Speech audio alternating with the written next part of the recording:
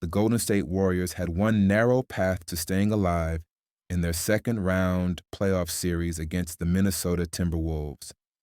Jimmy Butler had to transform, no more Robin to someone else's Batman. With Stephen Curry sidelined, the Warriors needed Butler to carry the offensive load, to take charge, to impose his will on the game like the superstar he's often praised to be. Instead, he vanished. In Game 4, a pivotal contest with the series hanging in the balance, Butler scored a meager 14 points on just 9 shot attempts. That stat line doesn't even fully capture his invisibility on the court. With Curry unavailable, the Warriors desperately needed a primary scoring engine, and Butler failed to step up. Minnesota's 7-point win felt less like a single victory and more like a dagger. They're now up 3-1 with a close-out opportunity on their home floor looming Wednesday. While Curry hasn't officially been ruled out for Game 5, the likelihood has always pointed to a potential return in Game 6.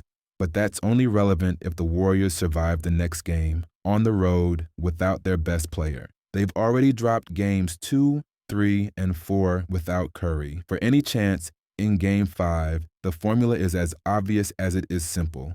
Butler has to dominate offensively from start to finish. He showed what was possible in Game 3, scoring 33 points and giving Golden State a real shot despite Curry's absence. They still lost, largely because Butler disappeared in the final 8 minutes. But at least he tried. At least he looked like someone willing to carry the burden. That glimpse, however, proved to be fleeting. Game 4 saw him revert to the hesitant, overly deferential version of himself, taking just 5 shots in the first half and 4 in a disastrous third quarter. That third quarter was the turning point. The Warriors entered halftime with a 2-point lead. Momentum was up for grabs. The opportunity to tie the series and stay in contention for a title was right there. With the Celtics and Cavaliers both facing elimination in the East and the Thunder and Nuggets deadlocked at 2-2, the door to a championship was cracked open. A resurgent Warriors team with Curry back in action could have barged right through it. But Butler didn't just fumble the moment. He shrank from it entirely. He didn't attempt a single shot between the 6:23 mark of the second quarter and the 8:04 mark of the third. That's nearly an entire quarter of playoff basketball where your second best player, your only hope, without Curry, was a non-factor.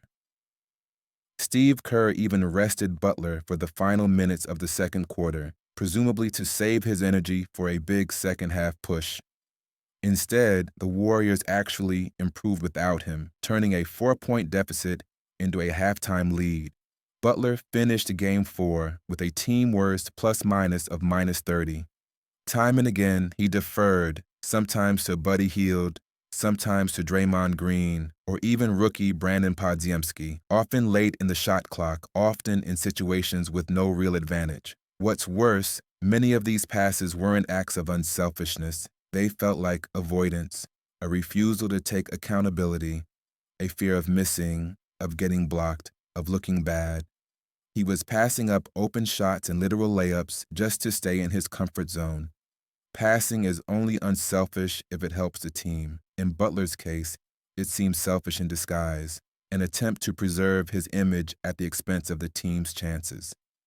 That fear of failure is exactly what doomed the Warriors. When they needed courage, they got caution. When they needed aggression, they got apprehension. It might sound harsh, but it's the truth. Jimmy Butler has failed the Warriors and Stephen Curry in their greatest moment of need. And this isn't a one-game issue.